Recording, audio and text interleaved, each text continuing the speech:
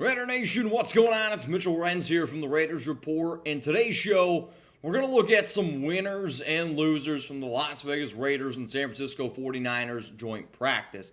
I am only going to keep this on the silver and black side of the football because, after all, this is the Raiders Report. But hey, we're going to be able to watch both teams tomorrow, and if you don't already know, Jeremy Chuggs and I are going to be live for Raiders-Niners preseason action. We're going to get the game started an hour before kickoff, so since the game does get underway at 4 p.m. Eastern Time, we're going to be live here on the Raiders Report at 3 p.m. Eastern Time, noon Pacific. So if you're not already, hit that subscribe button, turn on those notifications. That way you stay up to date. So what I did here is over the past few hours and even a little bit yesterday, reached out to some people that were at Raiders training camp, had to speak with a few people, and have gathered some notes in terms of who are the biggest winners on offense and defense, and then who are the biggest losers offensively and defensively. So first here, what we're going to do is we're going to start with the offense, then we're going to work to the defense, and I'll just get a few notes here and there on certain players, and we'll keep it kind of moving. I will be honest, though, most of the losers that you're going to see on this show are more to do with other guys played well, and they didn't really get on the field, so for that reason, it makes them a loser. Let's start here with the winners, though, on offense for the Raiders. I got to give Jimmy Garoppolo some credit. I thought, from people who I talked to, he's giving the offense confidence, whether it's in the red zone, it's that cool, calm collectiveness. When he was on the field, he was able to connect with Austin Hooper for a touchdown. He was able to move the ball methodically to guys like Hunter Renfrow, Jacoby Myers. Overall, I really was impressed with Garoppolo, especially because some of the reports were in practice that he had a few rough days, but at joint practice against the Niners, against his old team, when it was, time to actually play some ball, sounds like he went out there and did a hell of a job. I'm going to give some credit here to Zamir White as well. He's been really taking advantage of the fact that Jacobs isn't there. He's been running between the tackles pretty solidly. He did catch a touchdown during the joint practice, and for Zamir to go from here to take that next step in his NFL career, we know that he can be a bowling ball, but can he be a pass protector, and can he catch the rock? And it sounds like he was catching the football pretty nicely. Davante Adams is going to be a winner, and some of you are like, but Mitch, he got hurt on Friday. The fact that it's not a severe injury, and if you want more updates and details on the Davante Adams calf injury, I put out a video yesterday on it, but he didn't get injured. He's going to be okay. That makes him a winner. On top of that, he was the best receiver on the field when he was out there on the field. For that reason, Davante Adams is a winner. I'm going to give another winner here to DeAndre Carter. Caught a touchdown pass from Jimmy Garoppolo. I thought did a good job taking advantage of the fact that Hunter Renfrow wasn't out there on the field on Friday. This team is excited for his special teams ability. He's going to be a kick returner. He's going to be a punt returner. But if he also offers you that ability to pick up a few key first downs, maybe get some red zone work, DeAndre Carter is going to be a fun name to watch this offseason. Austin Hooper's got to be a winner. Michael Mayer did not practice. Jesper Horsted did not practice. So Hooper had the advantage to really get a lot of work in with both the ones and the twos. Had a touchdown catch from Jimmy Garoppolo. Austin Hooper is a winner. And then I'm going to go with an offensive lineman here, Greg Van Roten. Realistically, this Raiders offensive line battle, it's going to be something to really, really pay attention to the entire offseason, and especially in the preseason. So what I did was I reached out to some people and I said, hey man, who's one person that you really think stood out? Greg Van Roten, the offensive guard, is a name to keep in mind to be battling with Alex Bars for that starting right guard spot. Bars, Moody, all battling out, and then if Thayer Munford does end up outplaying Jermaine Illuminor, then you could have a four-way giggity in terms of a real battle at right guard. So the winners on offense, I got Jimmy Garoppolo, Zamir White, DeAndre Carter, Austin Hooper, and Greg Van Roten. But here's the cool part about the Raiders Report. It's an interactive show. So my question to you is, who's somebody that you thought won on offense? And if I forgot a name, hey, throw them down there. There was a lot of winners for the Raiders against the Niners. There's no doubt about it. So please let me know down in the comment section right now. There's going to be the add pin comment here. So you're about to get hit with the YouTube ad break. So scroll on down and let me know a winner from Raiders joint practice. Okay, let's go now to the defensive side of the football. I got 4 losers. First off, Brian Hoyer, and the only reason why he's going to be a loser is he did throw a pick 6 at joint practice. Garoppolo, I thought, did a good job. Aiden O'Connell impressed both McDaniels and I heard my buddy who covers the Niners said, dude, O'Connell impressed a lot of people from the Niners from the mental side of the game, but also his ability to be able to run the offense. So because Hoyer struggled the most, I'll name him a loser. Michael Mayer is a loser because Hooper played well and he was unable to get out there on the field. That's the only reason why he's a loser. Brent Brown, same thing. When you're battling for a roster spot and you can't get your butt out there on the field, that hurts. Sincere McCormick has been good, not great. But Sincere McCormick has to have the advantage over Brown. And considering the fact that they drafted him in the 7th round last season, he's not a lock to make this roster.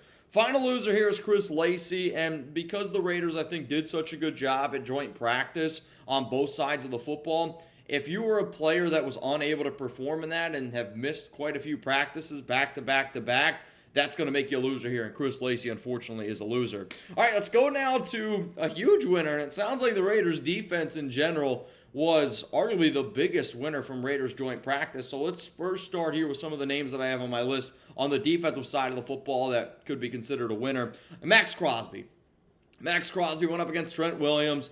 I was told that he is the best player on the field. Every single time he steps up there, he sets the tone. He's got the mindset. I hope that guy is a Raider for life. I have nothing but love for number 98. Next name in here, and I'm going to say, I don't want to say it was the biggest winner from Raiders joint practice, but it has to be considered. Nesta Jade Silvera. I mean, he was moving dudes around both days. And anytime you got a young rookie in the 7th round, Nesta Jade Silvera, man, really opened up some eyes. I knew that he could be a good run stopper, but when you're hearing the reports of him really pushing people around, and he's pushing for some extra work, if he goes out there and balls out in the preseason, I got a name for a loser coming up here in a little bit. That person should be nervous because Nesta Jade is coming for some jobs, man. Let's go to another winner here, Jerry Tillery.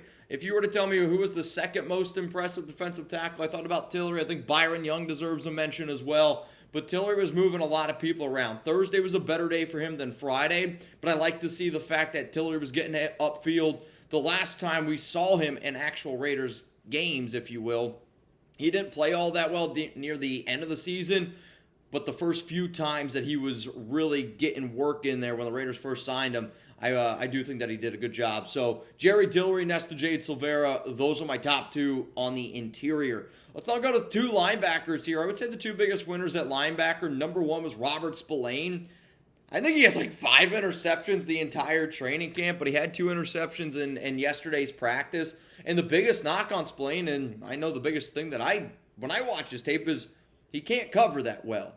And the fact that he's going out there and covering pretty solidly, he's a good leader. Maxx Crosby's been very impressed with him. He called him a dog. I know that he can defend the run. And I know that he's a smart and intelligent player. If he's adding the ability to cover in a Patrick Graham system to his repertoire, good things could be coming for Robert Spillane. And the name that comes to my mind when the Raiders signed Spillane is Nick Kwiatkowski. Kwiatkowski was not an overly athletic player, just good leader, worked his freaking tail off, and had a hell of a season back in 2020 with Paul Guenther's system. Curious to see here if Robert Spillane can kind of be that Nick Kwiatkowski for the Raiders. Luke Masterson, second-year guy, UDFA last season from Wake Forest.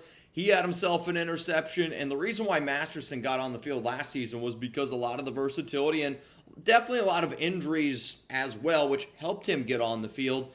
But if he's making plays in these joint practices when he gets an opportunity to go out there, I know the Raiders have Divine Diablo, but I didn't hear much about Diablo. In fact, I started reaching out to some people. I was like, what's going on here with Divine? And they said he did okay. I'm not here to hear okay. When you get Spillane winning and Luke Masterson outplayed Divine Diablo this weekend, that makes Masterson, man, big-time winner. Let's not go to the secondary here because secondary was flat out balling out. Marcus Peters has to be up there with maybe the biggest move that we've made this offseason, which is saying a lot, I know. But from the transition that this defense has made since that guy's been signed on July 25th, he's bringing that swagger. He's bringing that tenaciousness, tenacity that you want in a Raiders defense. Like, he's out there, man, and it gets contagious. When turnovers start flying, the offense, Brock Purdy's hanging his head, Kyle Shanahan's frustrated. Marcus Peters, dude, this is looking like a hell of a move. Duke Shelley, Raiders put him on fourth corner on the depth chart, like really, really down the list. Got some work with the ones, got some work with the twos, had an interception in practice, and was able to actually pick off, made an interception both on Thursday and on Friday. Duke Shelley is a guy that I like. Yes, he's undersized, but guy can play man. He's just a baller. Like, he's a dog. I know Max called a few guys dogs over the weekend, but Duke Shelley's a dog. Another guy that's a winner is Meek Robertson. Made a huge play during Thursday's joint practice, which was like a 4th and goal type of situation. Huge PBU, turnover on downs for Meek. But again, he's taking advantage of the fact that Brandon Faison right now is battling some injuries. David Long Jr. wasn't out there. And the more and more work that Meek gets, and the more and more he's starting to prove, like, hey, I deserve to be on this roster. I know that he's not a Josh McDaniels guy, but the versatility, second year in the Patrick Graham system, Meek's been one of the better cornerbacks, and he was good yet again against San Francisco. Then the final winner here that I got is Marcus Epps. Had an interception, is really showing that he's the leader out there on that secondary. One of the reasons why I wanted the Raiders to bring back Daron Harmon so bad this offseason was because Daron was like that player coach in the secondary. When things got tough sometimes, some of these younger guys, they would look to him. Epps right now, he might be the leader of that team. I'm curious to see when the captain statuses come out. But a sneaky, sneaky dude to be rocking a number C on his chest, from what I'm told. Keep an eye on Marcus Epps. He's a winner to me. All right, those are all the winners that I got on the defensive side of the football. And, man, you could just put the entire Raiders defense in general. And I know I had to have missed some names. But here's your opportunity. Go down in the comment section right now and let me know a winner on the defensive side of the football. Let's now go to the losers on defense, which there is not many. And I'm going to say that we're going to go here with linebacker first, Darian Butler. When the Raiders signed Darius Harris, I was like, it's not good news for Butler. Now, Harris didn't participate during the joint practices. However, Luke Masterson played well. The Raiders like Drake Thomas's ability to make plays and just be a really solid special teams player. So because Spillane played well, because Masterson played well, they're going to keep Divine Diablo. They're going to keep Amari Burney. If the Raiders do end up trying to keep an extra linebacker, I think Butler's battling it out with Drake Thomas, and I might give the nod to Thomas.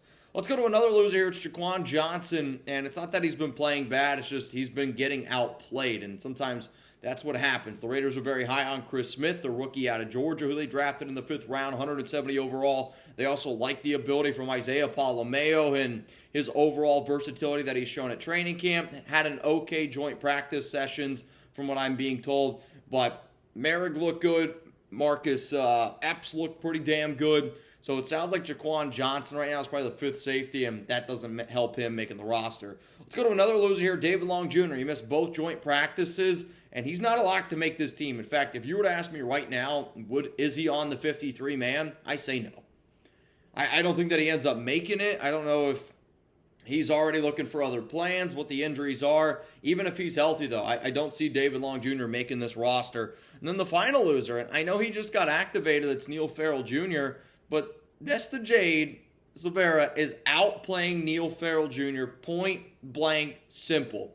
And it kind of reminds me, and the only reason why I'm bringing this up is because it reminds me of when the Raiders drafted Arden Key and they drafted Maxx Crosby, where Arden Key was the higher player that was drafted, probably has more talent if you want to be honest, like when they first came out. Let's just get that out of the way. More talent when they first came out. But the problem was Arden Key was lazy, and he couldn't put it together. And Maxx Crosby worked his tail off, and obviously Maxx Crosby is light years better than Arden Key. I don't want that statement to be out there. But if you would have asked a lot of people in the draft process who's more talented, Key or Maxx Crosby, I do think a lot of people would have said Key. The problem is, and this is the best part of Crosby, of what he is nobody's going to outwork Crosby. So now you're seeing the reports are Crosby was like, oh shit, and now all of a sudden Crosby passed Arden Key. What I'm starting to wonder here is if the same thing ends up happening with Neil Farrell Jr. and Nesta Jade Silvera, because I knew a really good player on the Raiders was not crazy about the work ethic that Farrell was putting in last season. Said he looked a lot better in April, but now he's been battling some injuries, and the team is very, very impressed with Nesta Jade. So I'm curious if you got a guy where I think people would have said Neil Farrell Jr. is the better talent than Nesta Jade Silvera, but now you're going to see an opportunity where Silvera is like really working his ass off, impressing the coaches, getting better and better, and might pass Neil Farrell Jr. I'm telling you right now, if I was Neil Farrell Jr., I'd be really nervous that Nesta Jade Silvera is going to be taking my spot. So those are the losers. So let's wrap this thing up one more time here. The winners on the defensive side of the football: Maxx Crosby, Nesta Jade Silvera, Jerry Tillery, Robert Spillane, Luke Masterson, Marcus Peters, Duke Shelley, Amik Robertson, and Marcus Epps. And the losers on the defensive side of the football: David Long Jr., Neil Farrell Jr., Jaquan Johnson, and Darian Butler. Before I wrap up today's show, from what it sounds like, Raiders clear-cut winners against the San Francisco 49ers in joint practice. We'll see what the score looks like tomorrow during our preseason game. But again, friendly reminder that Jeremy Chuggs and I will be live. We're going to have prizes. We're going to have giveaways. It's the Raiders Report, so you know it's going to be one hell of an experience. Make sure you subscribe. Make sure you tune in. Get those notifications turned on because I don't want you to miss it. If you're looking for even more videos right here, click that subscribe button. Basically right where Chuck's laying right there. He's so black you can't even see him. If you want even more videos, then click all these right here. I got you covered. And then even more Raiders content can be found over in those boxes over there. Shout out to the nation. Shout out to everyone who's always tuning in. Videos, subscribe. We got you covered.